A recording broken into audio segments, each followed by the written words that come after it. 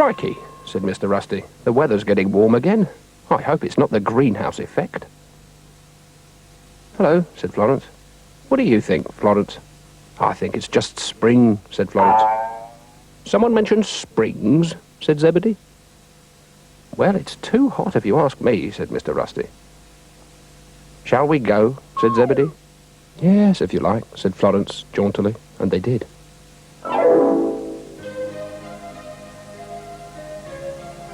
Hello, Dougal, said Florence. How are you? Isn't it an absolutely gorgeous day? Mais oui, le temps est formidable aujourd'hui, said Dougal, in French. Eh? Said Florence. Le printemps est arrivé bien sûr, n'est-ce pas? Said Dougal. Hello, said Mr. McHenry. Do you like opera? Oh, never really thought about it, said Florence. I do, said Dougal. I mean, oui. Madame Dragonfly, said Mr. McHenry. Who? Said Dougal. In French. Oh, said Florence. Starting in 1 minute, said Mr. McHenry. I've never missed one of her shows. I think she's marvellous. Is that her? Said Florence. No, that's not her, said Mr. McHenry. I've taken the afternoon off work just to see her. Well, where is she then? Said Dougal. Où est-elle? Be patient, said Mr. McHenry.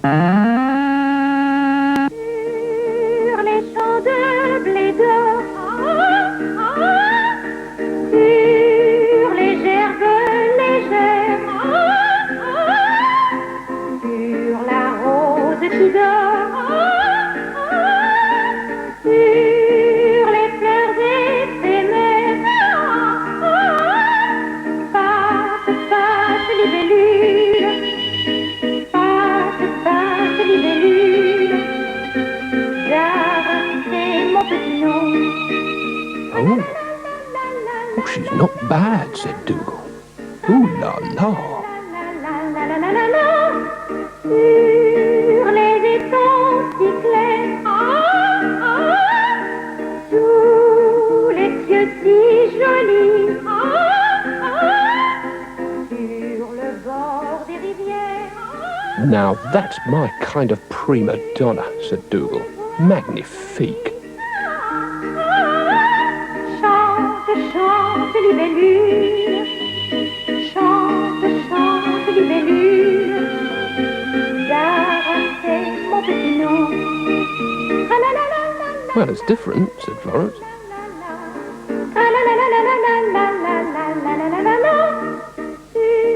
Ah, said Ermintrude, raises the tone of the neighbourhood.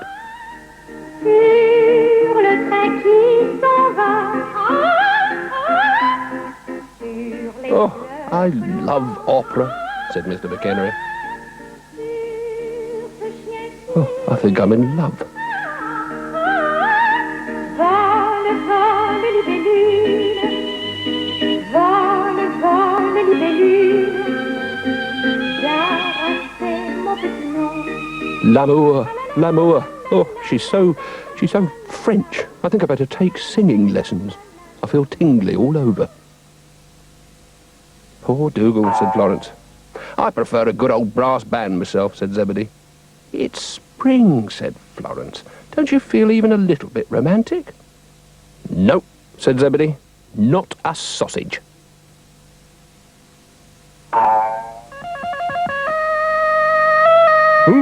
Oh, madame, I suppose a duet's out of the question.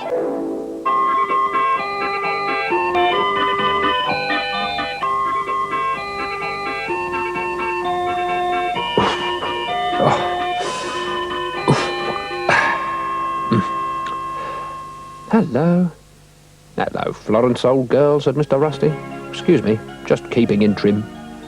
And finally, a little intercostal stretch, and that's my lot. Phew. Do you think I should change my shampoo, or not? Oh, I don't know.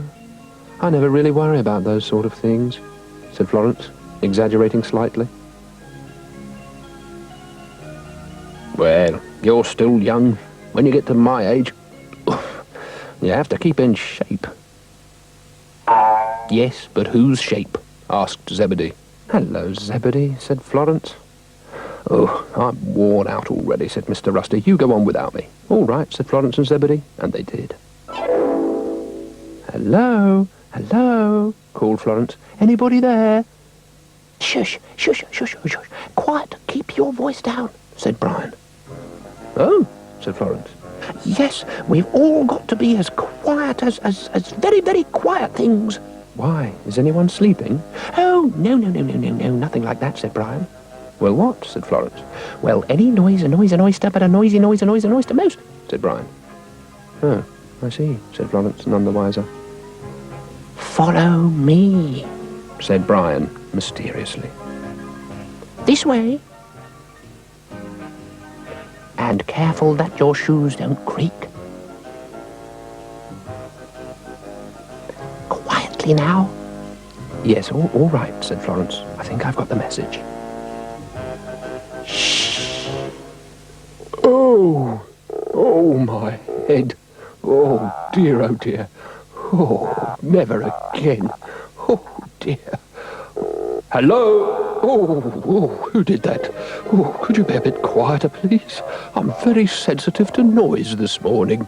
This is silly, said Dougal. What would you do if you lived on a main road? Oh, too noisy to think about.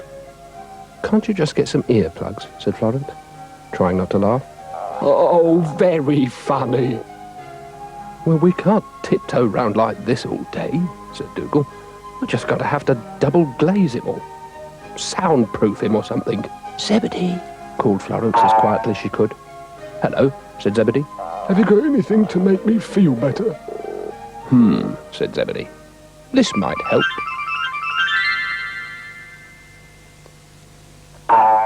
Thank you, sir. But the blue pearl went straight through him.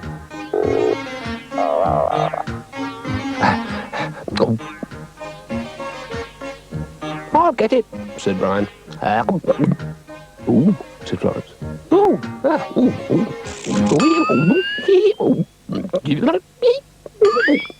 I feel terrible, said Brian.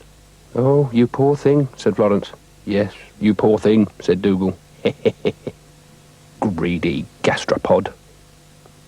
I don't think he can hear you, said Florence. This is all your fault, you know, horrible oyster. Florence called out for Zebedee again, a little louder this time. Yes, said Zebedee. Brian swallowed the blue pearl you made for the oyster, and now he can't hear anything, said Florence. What should we do? Learn telepathy, said Zebedee, and left. Oh, said Florence. Anyone there? Said Brian. Shush, said the oyster. Sorry, said Brian. Huh, said Dougal. Pardon? Said Brian. Boo, said Dougal.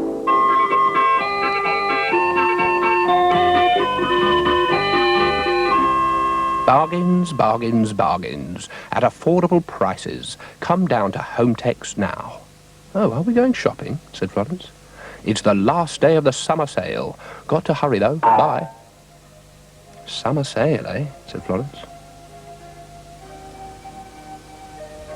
What have I forgotten? I know there's something.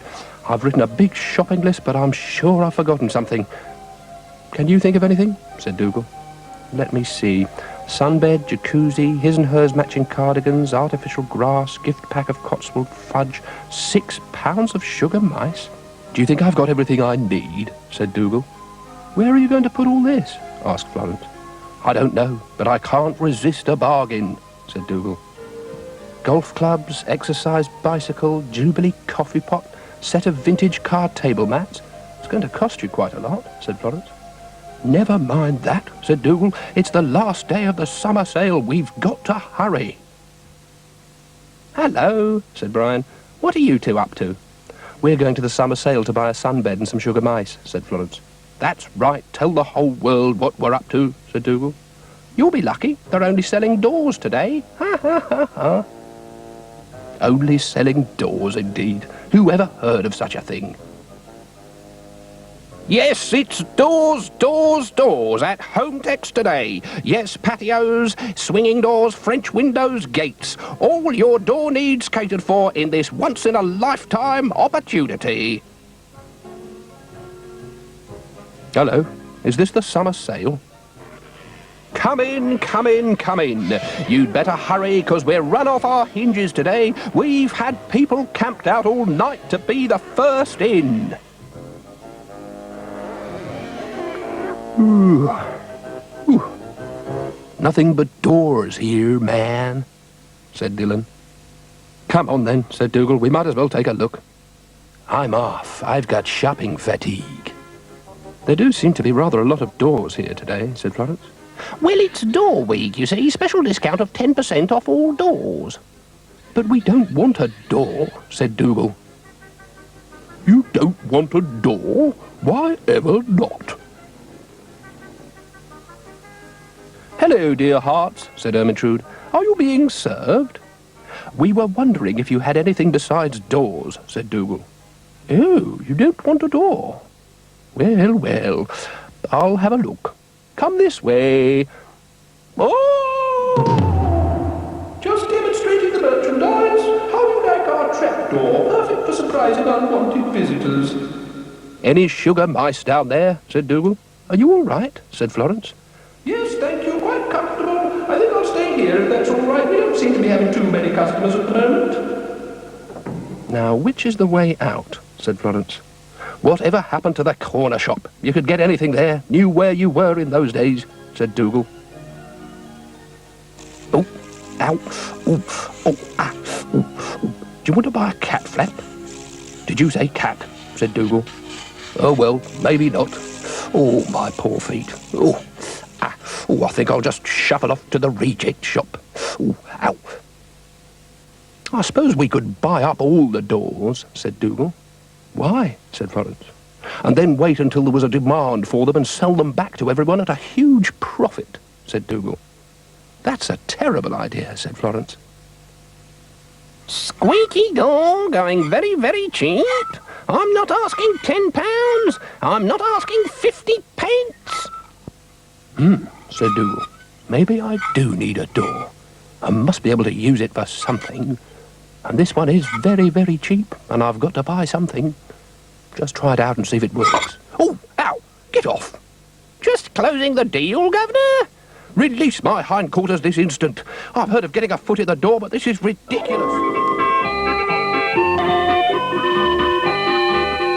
You know something? I think it's time we all got together and had a picnic, said Mr. Rusty. Funny you should say that, said Florence. I just happened to have brought my basket. Too many people doing things on their own at the moment. Time we all got together and had a right old shindig. Yes, it wouldn't be too much work, said Florence, if everybody brought something. I think I've got a corkscrew somewhere, said Mr. Rusty. Hang on a minute. What do you think, Zebedee? Said Florence. Time for a shindig? Shindig, said Zebedee, if everyone's willing. Mind you, you never know these days if people are willing or not, do you? Shall we go? I'm game, said Florence. Well, I don't know, really. I don't know at all. I was thinking of cycling to Brighton today, actually. I've got a very important convention for the dog party to address, said Dougal. But it's a picnic. Everyone's coming, said Florence. I've never been one for picnics. I'm more of a TV dinner sort of dog, really. A nice bone in front of the box. Haven't got the herd instinct, you see. I might be free later on, though, if you can find a window in my diary. Come on, Dougal, said Florence. It'll be fun, you know, said Mr. Rusty. Everyone's bringing something. It's a chance to catch up with old friends. Hello, campers, said Brian. All for one and one for all, eh? That's what I like to see. Everyone mucking in. Many hands make light work, you know. I have brought the salt and pepper. Thank you, Brian, said Florence. Don't mention it. Happy to play my part for the good of all, said Brian. And I've brought a tablecloth to put everything on, said Florence. How thoughtful, said Dougal, not really entering into the spirit of things. And I've got a corkscrew, 'cause Ermintrude always forgets to bring a corkscrew, said Mr. Rusty. Hello, what a perfectly splendid day for a little light repast au naturel, as it were, said Ermintrude. I bet you've forgotten to bring a corkscrew, said Dougal. You meandering milk float. You lumbering lawnmower. Now, there's a good boy, waggy tail and beg, said Ermintrude. It's my job to bring the cups for a yogurty drink. It's all right, said Mr. Rusty. I've brought one anyway, just in case. Hey, I hear like everybody's doing their own thing, only like together. So I thought you might need some cushions, 'cause like it gets pretty tiring, said Dillon. Ah, that's right, you see. Everyone's got to do what they do best and then share it with the group, said Mr. McHenry. That's the way to get things done. It's a case of you scratch my back and I'll count the chickens. If you scratch my back, I'll knock you off your trolley, said Dougal, doing his bit. A table mat. Thank you, Dougal, said Mr. Rusty. What a selfless gesture, said Brian. Even dogs can play their part, however small and pathetic, said Ermintrude. You know, I think what I really do best is supervising. Yep, it's going well. Going very well. Excuse me, said Florence. Hey, how can I be expected to, like, oversee under these conditions, said Dillon. Well, we're all here, said Brian. Worse luck, said Dougal grumpily. It's a lovely spread, said Florence. Yes, said Mr. Rusty, a right old shindig, a right old wing-bang. A real humdinger, my dear, said Ermintrude. It's really great to, like, see everyone bonding together, said Dillon. Aye, great teamwork, said Mr. McHenry. You don't think there's something missing from all this, do you? Said Dougal. Missing? Missing? Missing? Missing? Said Brian. I just thought someone might possibly have brought some food, you know, cakes, sandwiches, things like that. Jellies, gingerbread men, scones, currant buns, chocolate muffins, clotted Devon cream.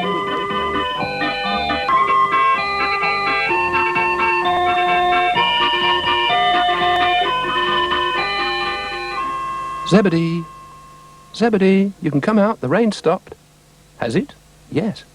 Thank goodness for that. It caught me on the hop this time. Phew, you never know where you are with the weather these days. Yes, it has been a bit, changeable. Very. Quite. It's nice now, though. Better make the most of it. Coming. Now, where's Dougal hiding, I wonder? Dougal. I'm over here, trying to save the planet, said Dougal. Look at this. Oh, that's pretty. It's a rainbow, said Florence.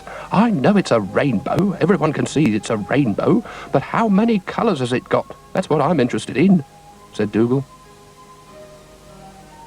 1, 2, 3, 4, 5, 6. There are 6 colours, said Florence.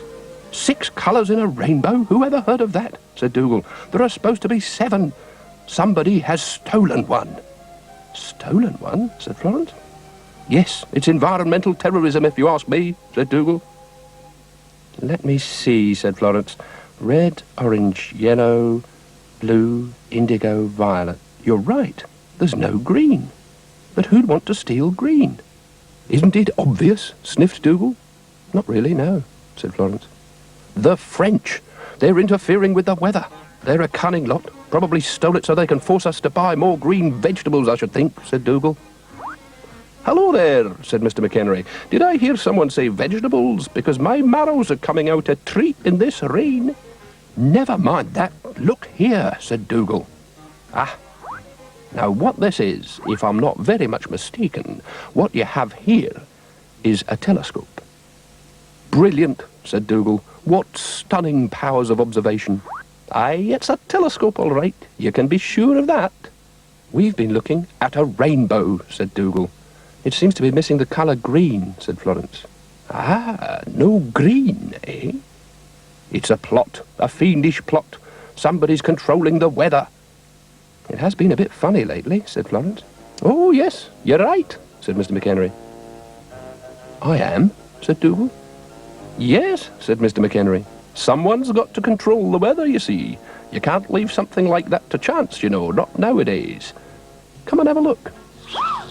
"Coming, Dougal?" said Florence. "This way." People controlling the weather? It sounds like we've just walked into a 50s science fiction film. "Come on, Dougal," said Florence. "There you are, I told you. It's all gone black and white." "Excuse me, are you in charge of the weather?" "Nope," said Dillon. "I'm just looking after it for a friend." "Where's all the colours then?" asked Dougal. "Colours? Now, let me see. They were here a minute ago. There's a button here," said Dillon.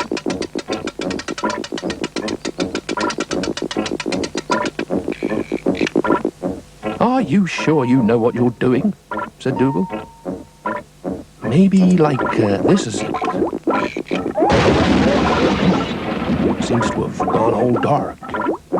"Help! Where am I? What's going on?" "Ah, nighttime. My favourite time of day. This calls for a lullaby."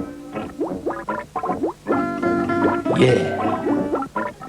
I think I feel a nap coming on."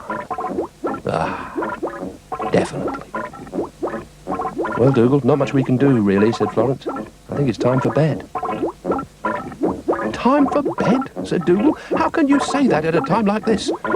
Time for bed? We've only just got up, and we're facing the greatest natural catastrophe in the history of weather forecasting. Time for bed?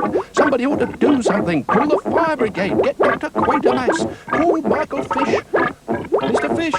Mr. Fish! Oh, who's the other one?